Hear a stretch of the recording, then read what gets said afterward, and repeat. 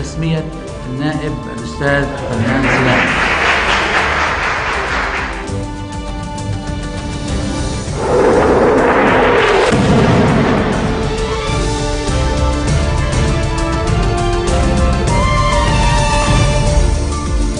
Good afternoon and thank you for joining us on Future TV. I'm Linda Tamim and these are today's top stories. Prime Minister-designate Tamam Slam launches consultations with parliamentary blocs on the shape and type of the new government.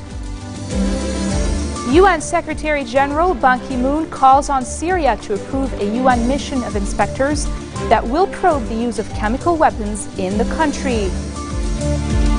And global leaders speak up for Margaret Thatcher, known as the Iron Lady, as legacy of Britain's first female Prime Minister remains divided in the UK. Prime Minister-designate Tamam Slam has launched consultations with parliamentary blocs on the shape and type of the new government. Slam kicked off the consultations with a meeting with Speaker Nabih Berri at the Parliament. He later held talks with Premier Najib Mikati, who said following the meeting that he called for the formation of a government whose main purpose will be to hold the elections. Salam said after his appointment that he will seek to form a national interest government. He added that consensus among the rival parties on the formation of his cabinet is crucial to hold the parliamentary elections on time. For his part, Phalange Party leader Amin Jmail voiced his party's readiness to cooperate with the Prime Minister-designate to ensure the success of his mission to form a new government. Future MP Ahmed Fadfad says the Future movement is considering a proposal to suspend candidacies under the 1960 electoral law until May the 19th. Sources told the Daily Star that the Kataib Party and the Lebanese forces support the proposal, which was made during a meeting with Speaker Nabih Berri at Parliament, which involved representatives of various blocs. The meeting came after Berri postponed a Parliament session earlier in the day as lawmakers failed to agree on whether to extend the deadline for candidacies under the current law or suspend them completely. Future Movement MPs stood firm on their stance, which calls for delaying the deadline for candidacies under the 1960 law until an agreement on another proposal is reached before Parliament's term expires on June the 20th. British Ambassador to Lebanon Tom Fletcher has met with Prime Minister Najib Mikati and Prime Minister-designate Tamam Slam to reaffirm Britain's commitment to Lebanon's security. In a statement issued today, Fletcher expressed Britain's continued commitment to the institutions of the Lebanese state and its backing of Salam's efforts alongside President Michel Sleiman and Speaker Nabih Berri to form a consensual government. The envoy also thanked his interlocutors for their condolences on the death of Margaret Thatcher. The families of the abducted pilgrims in the Syrian town of Azaz, who vowed to prevent Syrians from working in their neighborhoods, went ahead with their escalatory measures for the third day in a row. The families of the remaining 9 men prevented Syrian nationals from practicing their professions in the areas of Burj al-Barajne and Hayy Salom in Beirut's southern suburbs. National news agency also reported that Syrians who are driving vans in those areas were also prevented from picking up passengers. The families vowed to continue their endeavors in the Shuaifat region tomorrow as well.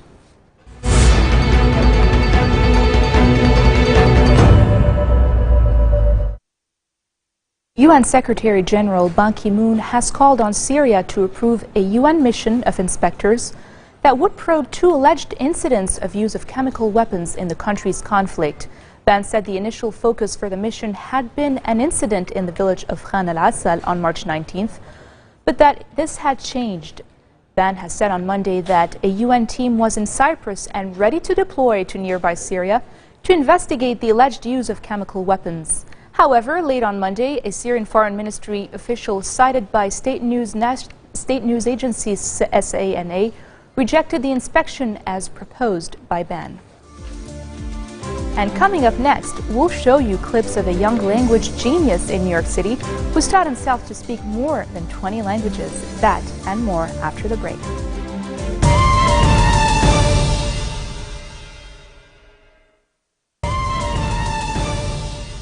Welcome back. Iran says it has started production at 2 uranium mines and a yellow cake plant, declaring that Western opposition will not slow its nuclear program.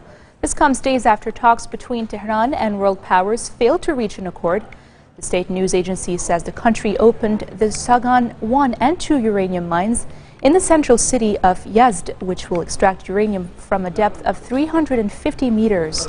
The sources added Shahid Razajan, yellow cake plant at Ardakan, will mark Iran's National Nuclear Technology Day.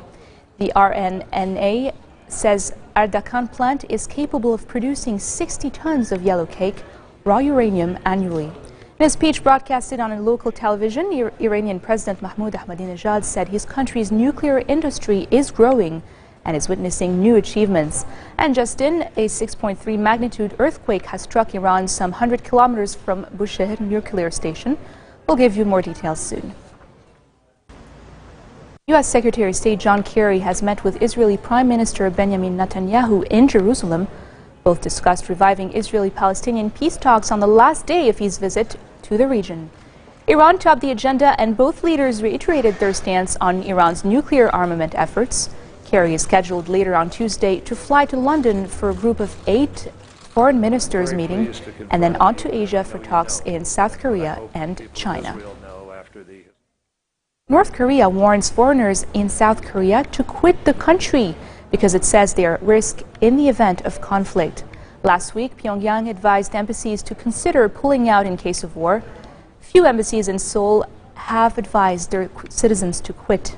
Earlier today, North Korean laborers failed to turn up for work at a factory complex operated with South Korea, effectively shutting down the last major symbol of cooperation between the hostile neighborhoods. In a show of force, South Korean soldiers have fired live artillery as part of an annual exercise with the United States near the inter-Korean border. Japan has also deployed Patriot missiles in its capital as it readies to defend the 30 million people from any North Korean attack. Police stand guard outside former Prime Minister Margaret Thatcher's house in London, where mourners have left flowers for Britain's late first and only female Prime Minister. Margaret Thatcher has died at the age of 87 after suffering a stroke yesterday morning at Hotel Ritz in central London. Shortly after her death was announced, tributes began pouring in from world leaders. Flags have been lowered to half-mast at Britain's Parliament to mark her passing, as flowers piled up at her London home. But at the other end of the political spectrum, left-wingers threw parties upon news of her death. Here are a few reactions in the UK. Today we lost a great leader, a great Prime Minister, and a great Britain. Margaret Thatcher didn't just lead our country, she saved our country. And we should never forget that the odds were stacked against her. She was the shopkeeper's daughter from Grantham who made it all the way to the highest office in the land. There were people who said she couldn't make it, who stood in her way, who said that a woman couldn't lead, and she defied them all. She fought her way to a seat in Parliament, to the leadership of her party, and then to lead our country. And she won the backing of the British people 3 times in a row.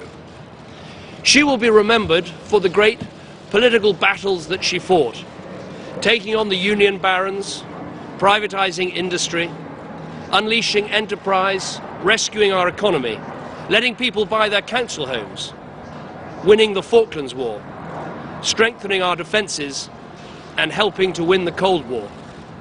Margaret Thatcher took a country that was on its knees and made Britain stand tall again.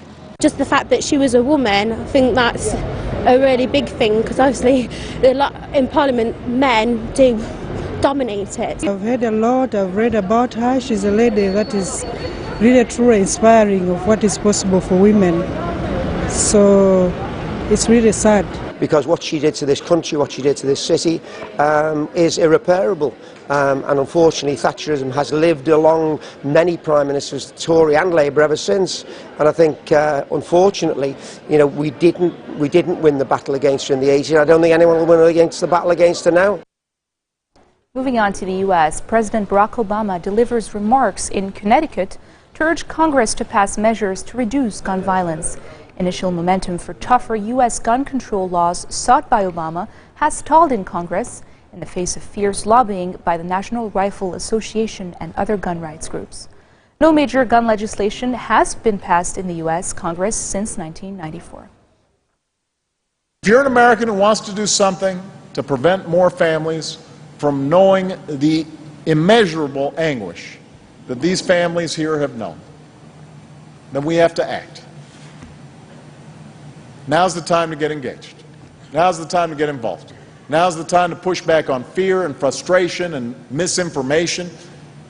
Now's the time for everybody to make their voices heard, from every state house to the corridors of Congress. Democracy is working the way it's supposed to. And 90% of the American people agree on something. In the wake of a tragedy, you'd think this would not be a heavy lift. And yet some folks back in Washington are already floating the idea that they may use political stunts to prevent votes on any of these reforms. Think about that. They're not just saying they'll vote no on ideas that almost all Americans support. They're saying they'll do everything they can to even prevent any votes on these provisions. They're saying your opinion doesn't matter. And that's not right. We need a vote. And Newtown, we want you to know that we're here with you. We will not walk away from the promises we've made. We are as determined as ever to do what must be done. In fact, I'm here to ask you to help me show that we can get it done. We're not forgetting. A teenage boy in New York City has taught himself to speak more than 20 languages at differing levels of fluency. 17-year-old Timothy Donor easily stands apart from the rest of his peers at school, if not the rest of the youth in North America. Donor will practice languages with friends on Skype, at restaurants and meetups throughout the city, speaking Arabic in Astoria, Queens to Mandarin in New York City's Chinatown neighborhood. He'll even order his kebab from street vendors using Arabic. He calls New York City home, and so do Italians, Arabs, Africans, Russians, Germans, and Japanese. And if Donor wanted to, he could communicate with any of these cultures. Take a look. يعني برنامج التعلم أنا بدأت أدرس في جامعة. شكرا جزيلا. من 10. Learning a serious number of languages kind of helps you become a bit of an eavesdropper. I find most of the time that I accidentally follow people, perhaps for a little bit longer than I should, listening to their conversations. I also take the subway to school every morning, so over the course of those 20 minutes or so, I tend to hear a fair number of conversations in foreign languages. Most of the time it's pretty mundane, but you do hear you hear kind of soap opera conversations as well. Est-ce que tu veux parler en français au début? Je pense que ça serait peut-être un peu plus facile pour moi. Ça fait longtemps que je parle russe et malheureusement je pense que j'ai oublié mon tulle de grammaire et c'est perse. C'est en perse. नमस्ते आप लोग कैसे हैं आज मैं हिंदी में बात करने वाला हूँ मेरा नाम टीम है मैं अमेरिका से हूँ मैं 16 साल का हूँ אז עברית הייתה השפה הראשונה שלמדתי אחרי אנגלית. אני התחלתי ללמוד לפני שנה וחצי או אינגי מג'יאן אני shnabe mawin. Siku hizi nimekuwa nikisoma Kiswahili na nimejifunza misingi haraka sana baada ya wiki tatu tu. Amazing now, isn't it? This marks the end of our bulletin for today, and now for a reminder of our headlines. Prime Minister-designate Tamam Slam launches consultations with parliamentary blocs on the shape and type of the new government.